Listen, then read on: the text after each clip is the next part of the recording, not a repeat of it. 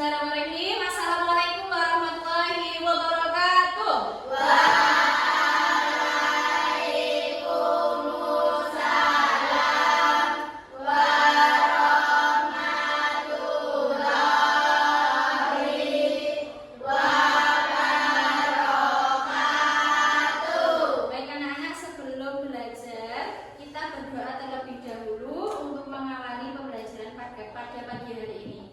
Silakan Ketua kelas Mbak Farisa dipimpin berdoa dulu ya teman-temannya.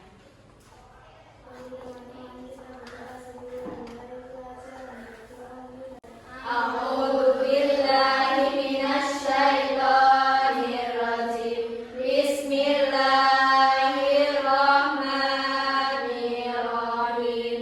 Raditu billahi rabban wa bil islami dinan wa bi Muhammadin nabiyya wa rasula. Rabbi zidni ilma warzuqni fahma. Amin ya rabbal alamin. Terima kasih Mbak Farisa yang sudah memimpin berdoa pada pagi hari ini. Ya, selamat pagi anak-anak semuanya. Pagi, Bu. Bagaimana kabarnya hari ini? Baik. Sehat? Sehat. Coba cek di kanan kirimu siapa teman yang tidak berangkat hari ini? Ada yang tidak berangkat hari ini? Siapa? Mbak Alis. Ada yang tahu Mbak Alis kenapa? Mbak Alis hari ini tidak berangkat karena Mbak Alis sedang kurang enak badan. Kita doakan semoga Mbak Alis segera lekas sembuh ya. Anak-anak semua, tolong menjaga kesehatan sebaik-baiknya, makan makanan yang bergizi, jaga pola hidup yang sehat, ya. Seperti itu. Sehat semuanya? Semangat semuanya? Coba lihat dulu hari ini. Coba dibaca, berpikir komputasional. Nanti kita akan belajar sama-sama tentang berpikir komputasional, oke? Namun sebelumnya supaya lebih semangat lagi, silahkan sekarang berdiri dulu. Bu Monita mau ngajak kalian pemanasan dulu. Yuk berdiri, cari tempat yang nyaman, yang leluasa.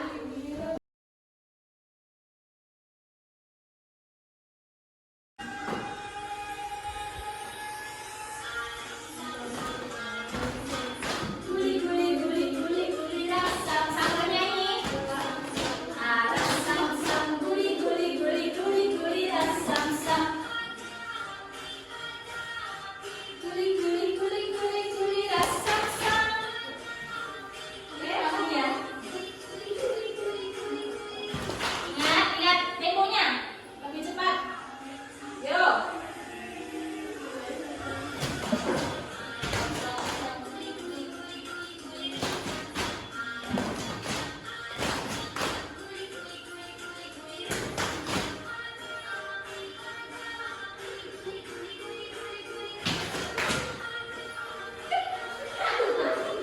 Ayo.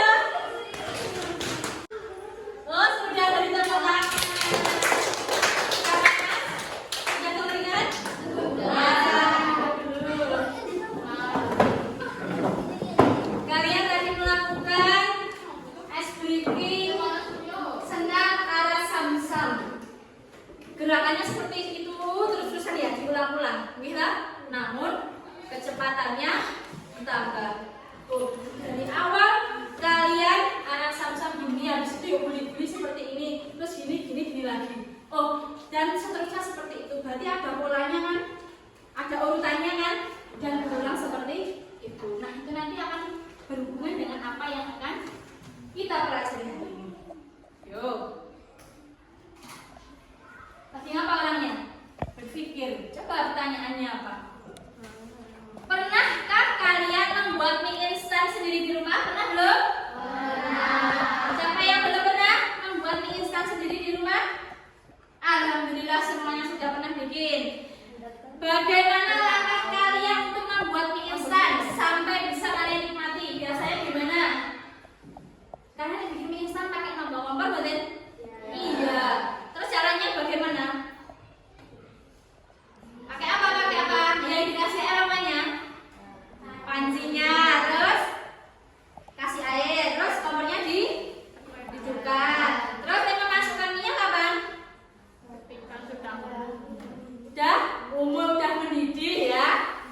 minyak, terus nih memasukkan bumbunya kapan? Ya saat nunggu minyak. Atau kalau minyak udah dimasak? Berarti kalau minyak udah sampai baru dikasih bumbu. Ya, ada yang dikasih bumbu dulu, ada yang minyak dulu baru bumbunya. Coba kita lihat sama-sama. Halo. Kalau guru bilang halo, kalian jawabnya hai. Halo. Hai. Halo, hai, halo. Halo, hai, halo. Perhatikan coba.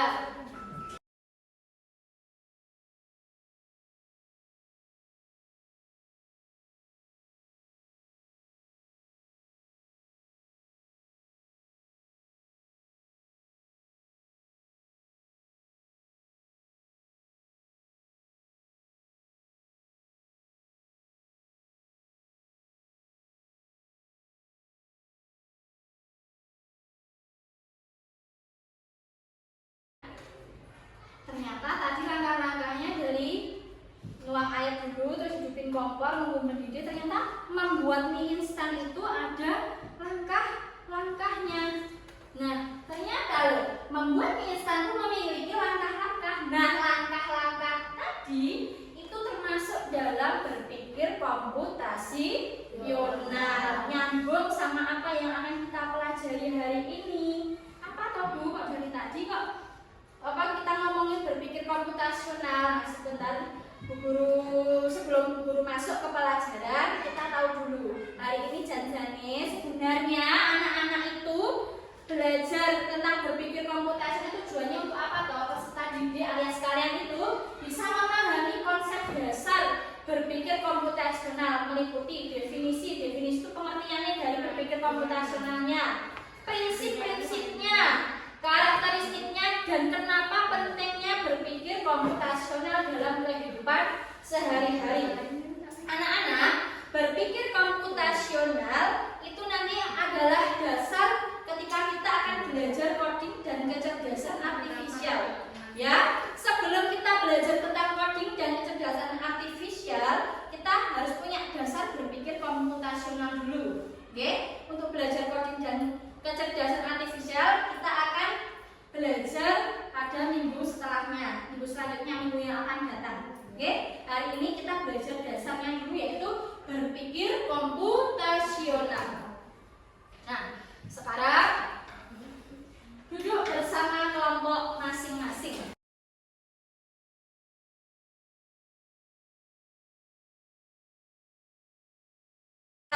Sebelum kalian ke aktivitas kelompok, Guru jelaskan dulu tentang berpikir komputasional. Berpikir komputasional meliputi definisi, prinsipnya, dan pentingnya berpikir komputasional. Apa itu berpikir komputasional? Mungkin anak-anak sudah ada yang gambaran komputasional. Komputasional tuh kayak bau-baunya berhubungan dengan apa? Komputer. Tadi apa? Komputer. Coba, komputer itu bisa berpikir tidak? Komputer itu bisa berpikir tidak? Ini yang kalian hadapi ini, PC alias komputer atau laptop ini, dia bisa bekerja itu berarti dia punya otak tidak? Komputer itu ada otaknya tidak? Ada. Dia bisa berjalan itu berarti dia ada otak komputernya. Berarti apa? Komputernya bisa berpikir secara komputer tidak? Bisa. Bagaimana menurut kalian cara berpikir komputer? Jelas runtuh tidak? Runtuh tidak? Runtuh enggak? Iya. Kok bisa kalian minta apa, ngetik apa? Bisa menampilkan. Kalian mau bikin menulis surat, dia menampilkan. Oh, berarti dia sesuai perintah, urut, sesuai dengan apa keinginan kita. Nah, kita pelajari sekarang apa sih sebenarnya berpikir komputasional? Berpikir komputasional adalah kemampuan untuk menyusun solusi atau masalah secara logis dan sistematis. Logis itu masuk akal, sistematis itu secara berurutan, sehingga bisa diproses oleh manusia maupun juga komputer. Jadi berpikir komputasional itu tidak hanya untuk manusia,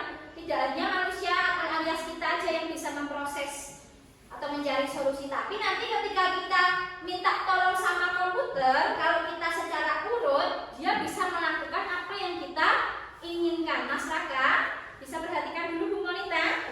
Oke, seperti itu. Jadi intinya berpikir komputasional itu untuk menentukan solusi yang mana logis dan sistematis. Urut, ya. Kita berpikir memecahkan masalah secara logika dan secara berurutan, sistematis. Nah, prinsip-prinsip berpikir komputasional yang nanti akan ada hubungannya ketika kita belajar coding juga. Nah, yang pertama adalah dekomposisi. Apa itu Bu kok dekomposisi? Saya baru dengar itu Bu. Dekomposisi itu apabila kita punya masalah. Nah, dekomposisi ini prinsipnya seperti ini. Memecah masalah besar itu menjadi bagian yang kecil. Kita permudah. Kita buat kalau bahasa Jawanya itu dipondok-pondok, kalau bahasa Indonesianya itu kita kelompokkan menjadi masalah-masalah ke dalam masalah yang sederhana, dibikin yang simple-simple. Nanti akan ada contohnya. Guru kenalkan dulu prinsip berpikir komputasional. Yang kedua adalah pengenalan pola. Kita bisa memberikan solusi terhadap suatu masalah apabila kita juga bisa mengidentifikasi kesamaan pola dalam berbagai permasalahan untuk menemukan solusi. Oh, yang biasanya seperti ini. Misal kalau besok terjadi lagi, ingat, oh waktu dulu pernah seperti ini. Mas, halo. Halo. Perhatikan dulu. Dulu pernah terjadi persoalan seperti ini. Ingat, oh dulu seperti ini cara menyelesaikannya. Oh, itu berarti tergantung polanya, ada pola-polanya. Terus selanjutnya adalah abstraksi. Apa itu? Nah, ini loh anak-anak. Kalau kalian, ini juga penting ketika kalian mengerjakan soal, menyaring informasi yang tidak penting dan hanya mengambil yang penting saja. Misalnya kamu dihadapkan soal bahasa Indonesia yang bacaannya banyak sekali. Kamu cukup membaca, menemukan informasi yang penting saja untuk menjawab pertanyaan. Oke? Baca semua tapi ambil yang pokok-pokok pentingnya. Itu adalah abstraksi. Yang terakhir, prinsip berpikir komputasional itu adalah algoritma. Apa itu algoritma? Menyusun langkah-langkah yang sistematis untuk menyelesaikan masalah. Contohnya tadi ketika membuat mie instan. Oh, urut-urutannya adalah langkah-langkahnya. Pertama, ambil air di panci. Yang kedua, hidupkan kompor. Yang ketiga, tunggu sampai mendidih. Nah, itu urutan langkah-langkah itu masuk contoh dalam algoritma. Guru contohkan yang dekomposisi. Misalnya ada masalah, Mbak Farisa, tolong bantu Bu Monita untuk mempersiapkan pesta ulang tahun. Nah, orang yang berpikir secara komputasional, maka dia akan melakukan seperti ini, memerinci. Jadi masalah besarnya adalah bagaimana caranya membuat pesta ulang tahun. Wah, gimana ya? Oh, berarti yang dirinci, dibagi ke dalam hal-hal yang sederhana. Oh, berarti kalau ulang tahun itu butuh tempatnya, terus mengundang temannya siapa aja, butuh menyiapkan makanan, menentukan nanti pas acara ulang tahun itu ada games apa, permainan apa. Nah, maka Mbak Farisa itu, kalau Mbak Farisa berpikir secara komputasional dengan prinsip dekomposisi, maka akan membuat checklist. Nah, kalian pernah belum membuat checklist? Misalnya kalian mau pergi ke mana, mau kemah, apa-apa aja yang dibawa, kalian membuat daftar. Nanti dicentang-centang itu. Pernah kalian buat seperti itu? Nah, berarti kalian itu pernah melaksanakan, pernah menerapkan berpikir komputasional. Tapi kalian tidak tahu, oh ternyata itu adalah berpikir komputasional. Bagus, diteruskan seperti itu. Yang kedua, pengenalan pola. Coba perhatikan betul. Perhatikan. Kita mulai dari yang ini dulu. Bintang, lingkaran, bintang, lingkaran, bintang, lingkaran. Maka yang sini? Bintang. Ada polanya. Coba yang ini, Bu Guru ingin tahu yang ini coba. Segi 6, bintang. Segi 6, maka yang sini? Segi 6. Yang sini? Bintang. Yang sini? Segi 6. Coba Bu Guru inginkan yang ini. Lingkaran, lingkaran, lingkaran. Segitiga, segitiga, lingkaran, terus lingkaran.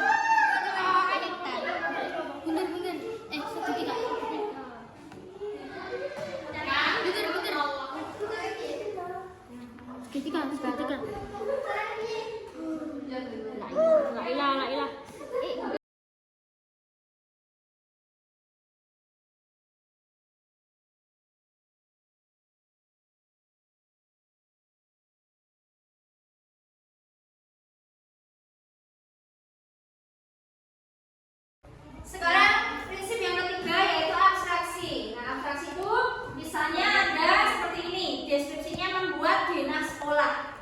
Kalian disuruh membuat denah sekolah, anak-anak silakan buat denah SD Negeri Kerabat. Harus terlihat ruang kelas, toiletnya, terus ada pintu masuknya digambar. Nah, halo.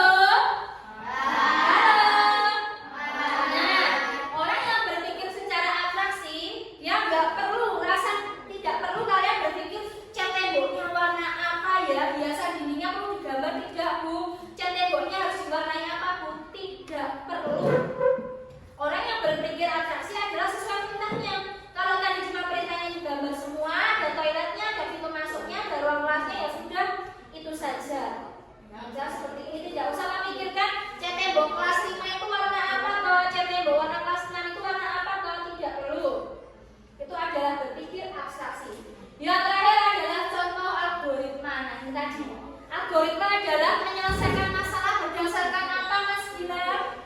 Berdasarkan langkah. Coba perhatikan teman semua, tadi sudah ada cara membuat mie instan mulai dari merebusmi, diangkat sampai dibumbui, ya kan? Terus ada cara membuat seblak. Siapa yang di sini suka seblak? Siapa yang pernah buat seblak? Oh, berarti tahu cara-caranya ya. Nah, ini di sini guru contohkan cara membuat seblak lah. Inilah langkah-langkah memasak seblak itu